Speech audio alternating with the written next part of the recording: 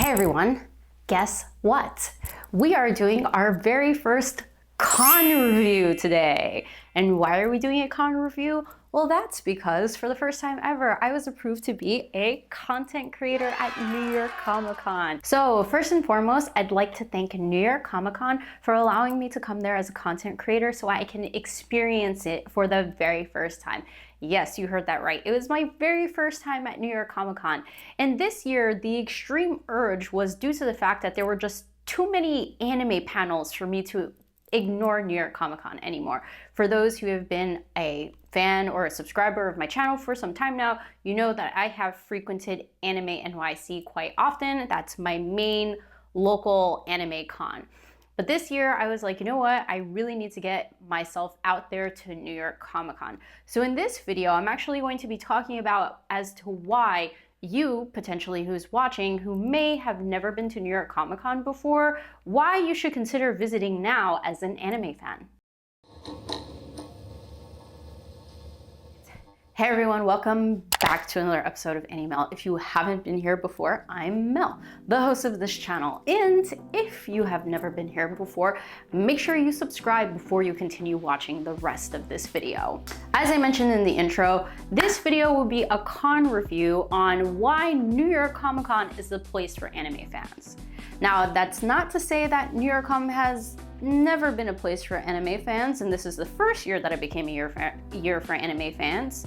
But it's to say that since the start of the pandemic and New York Comic Con's return after the pandemic, there has noticeably been more and more offerings that cater specifically to an anime fan.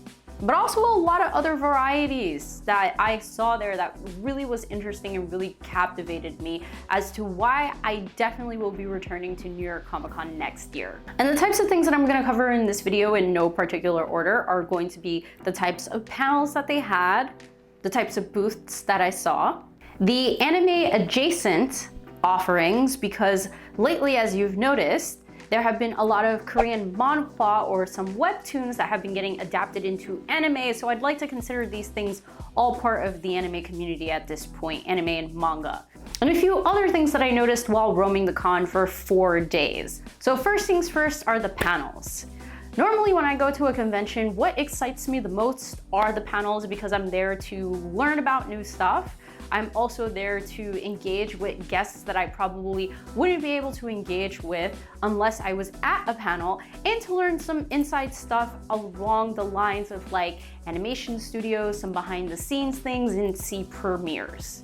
And the one panel that was definitely on my to-do list this weekend or that weekend at New York Comic Con was going to the Bleach panel. Unfortunately, I didn't have a reservation, so if you've never been to New York Comic Con before, for some of the biggest panels that are on the very big main stage, you need a reservation to ensure that you will get in.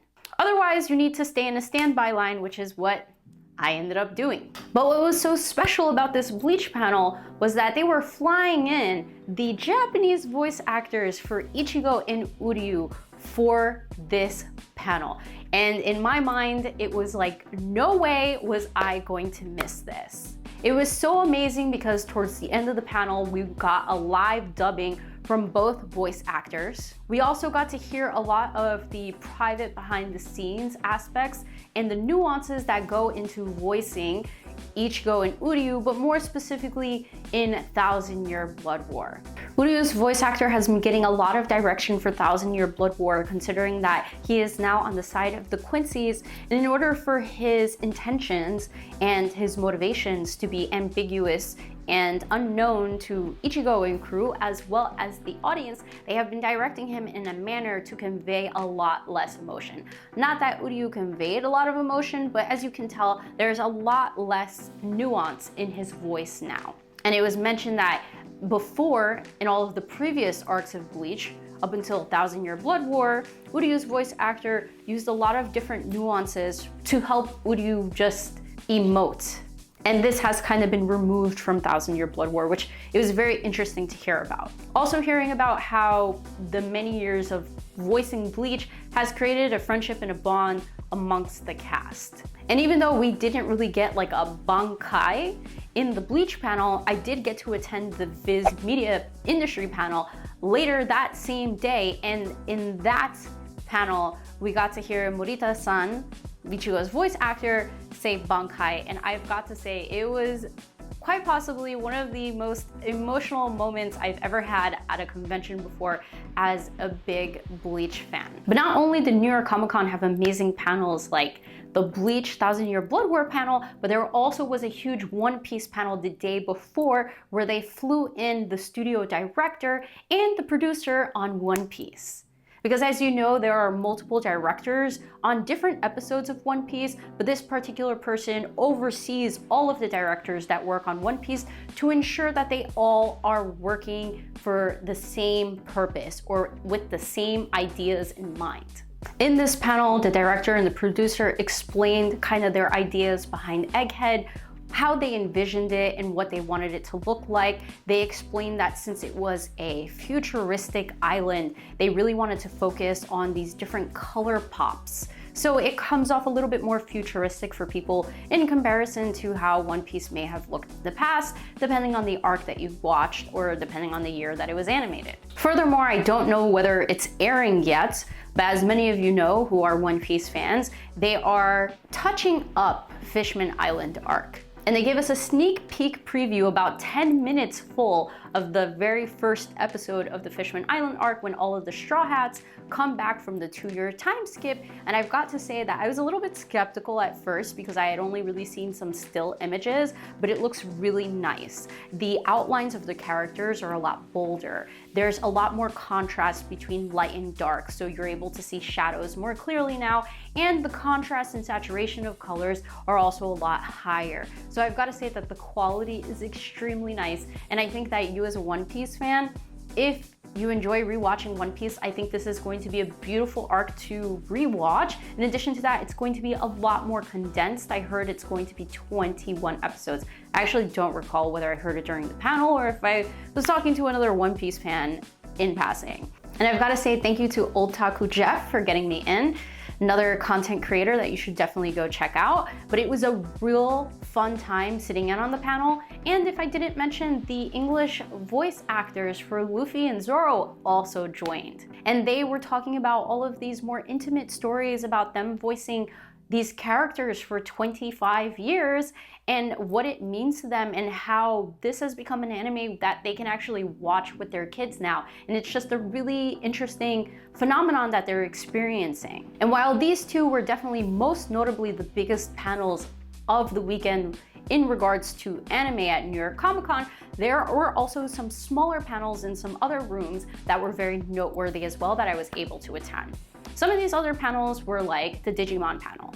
At the Digimon panel, they brought in the producer from the original first anime of Digimon, as well as the producer that is now helping produce the newer generation of Digimon. And it was really interesting to hear just how they came up with the concept of Digimon, the plans that they have for Digimon, and the music video that they will be creating, which I'm sure maybe some of you may have already seen notice about, is I think called Digimon Adventure Beyond. And in this video, they noted that they will be looking at all of the Digidestineds, I think from the original or the first few Digimon adventures, and watching them essentially grow up in this video, kind of as a touch or a gift to fans. So I'm really looking forward to that. And as I mentioned, there was some anime adjacent stuff at New York Comic Con that I thoroughly embraced. And these were like Turtle Me and The Beginning After the Ends panel, where they announced that this, is it a manhwa or would you just call it a web comic? Well, there's a web novel attached to it first and foremost, but it then got illustrated to a comic and now it is getting an anime. And just the preview that I've seen while at the con, which is now out and available for others to see too now, is so crisp and beautiful, and it's being conducted by a studio that I had never heard of before, nor have I watched any of their anime, but there looks to be a lot of promise behind it.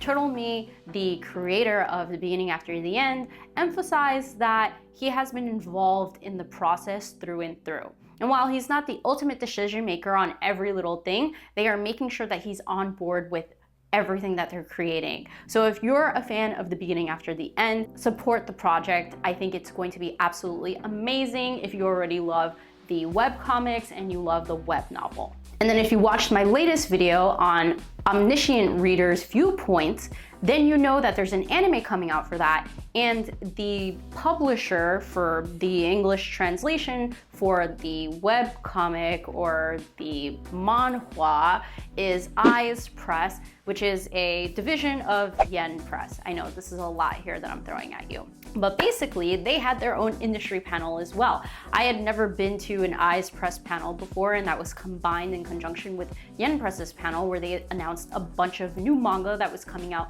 next year that they would be publishing. But one thing that they announced, for me to get to my point, thank you, Mel, is that they are going to be publishing the web novel for omniscient readers' viewpoint. Right now, they only publish the webcomic, but now we're going to be getting the novel. And from what I understand from all of the comments, thank you so much for those of you who have watched the omniscient readers' viewpoint video that I created, that the web novel is so much more nuanced. Trust me, I will be checking it out once the publications start dropping.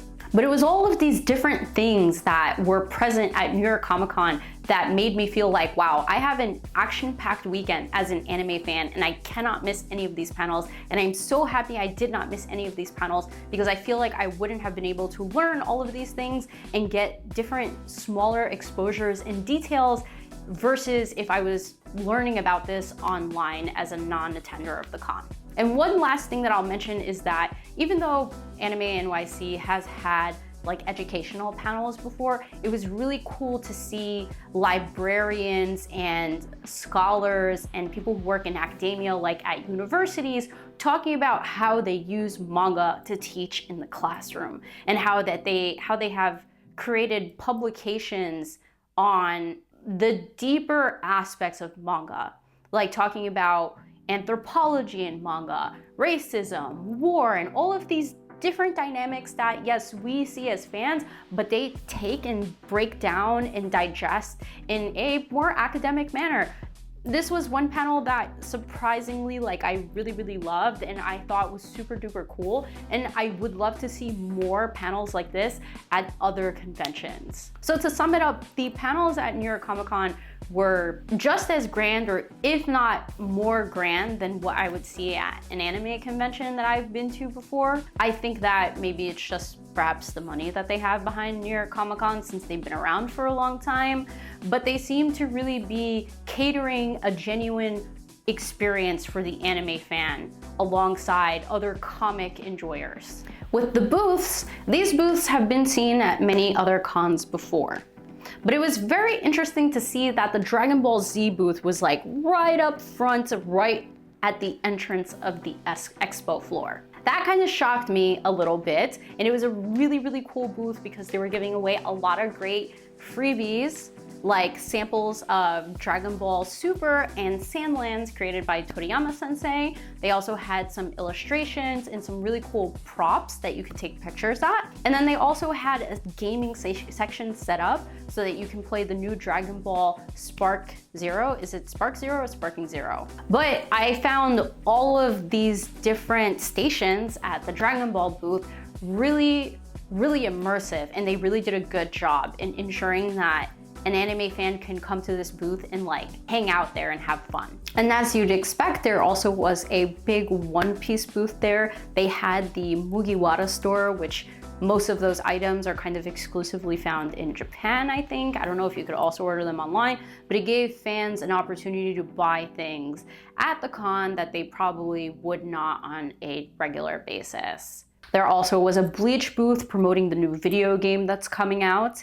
And one thing that, again, anime adjacent to some extent, because anyone who's watched anime or loves manga has always had this dream of going to Japan. So when I saw a booth from ANA, which is All Nippon Airways, I was like, hold on a second, what's a Japanese airline doing at a convention? But what's so cool about this booth is that you can go there, you can try out the different seats that they have in business class. You could also sign up to be given a trip to Japan. Like, you could sign up to win a trip to Japan. You could also win some free giveaways there. And they also had some really cool artist aspects there. They had the artist who did the art for the Gorillaz band that was also present at the booth, and he was giving away free signings of his own artwork. So that took me by surprise, but I felt like it was very anime adjacent. It was right next to the Aniplex booth, so I was like, all right, you guys have thought about the mapping really well here. But for the most part, I felt like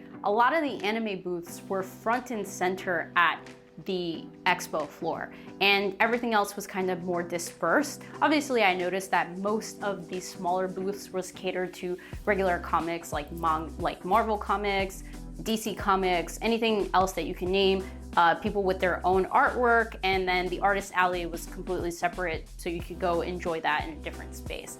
But I thought it was so cool to see all of these anime booths really up front and center. I thought Yen Press's booth looked way bigger at New York Comic Con than it did at Anime NYC, both of which I went to in the same year. So I thought that was really fascinating. I don't know if that was just my impression, but their setup seemed so much nicer and so much bigger at Anime NYC. And some bonus stuff that I really would love to mention, because when you go to a con, it's really great when you go to a booth and they have little freebies there.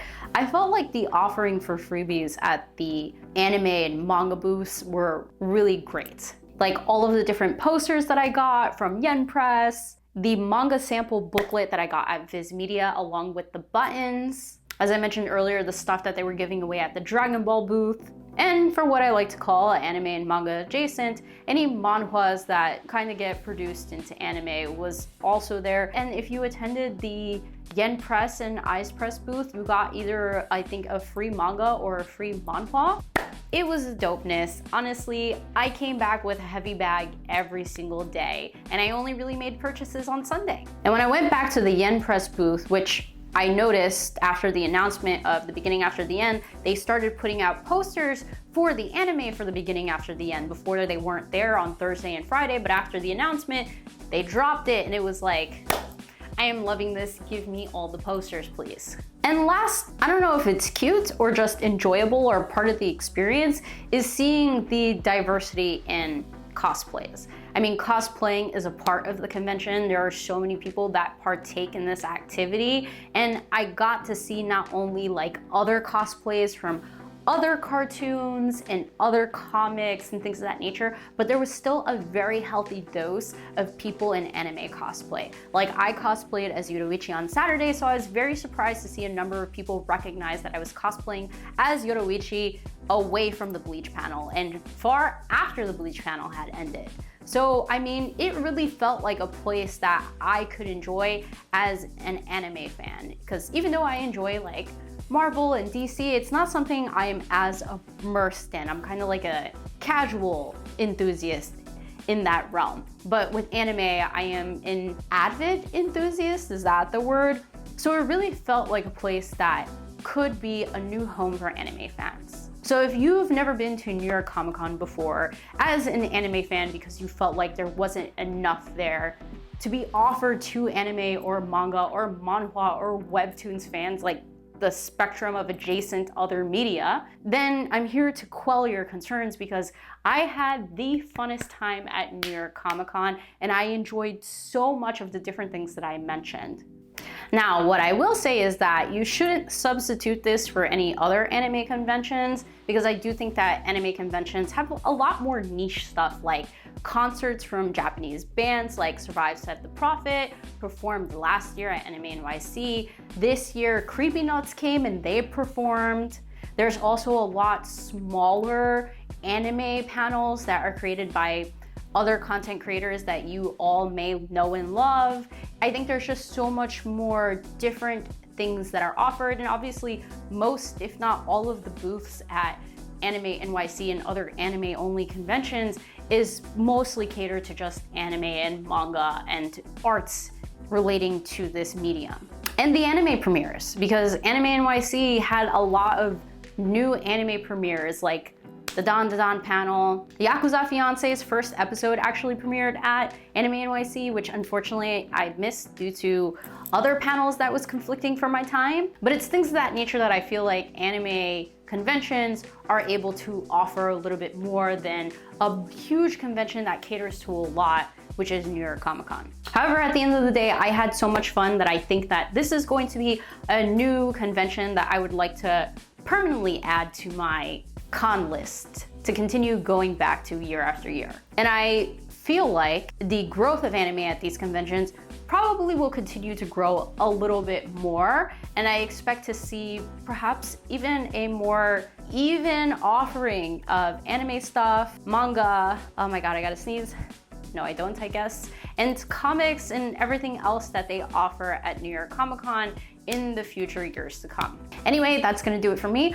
I hope you enjoyed this video. Yes, it's a little bit different from some of the other videos that I've created, but I really wanted to put this video out there so that people who have never been to New York Comic Con before, that perhaps live in the area, will live on the East Coast, or like to travel for conventions, know that there is an anime home for you at New York Comic Con, and you should definitely go. If you like this video, make sure you subscribe if you haven't subscribed yet. Like, share with a friend. Comment below on your thoughts on this video if you want to see more like this in the future as I continue to visit maybe some more cons. Anyway, I am Mel, the host of Animel, and I will catch you on the next one.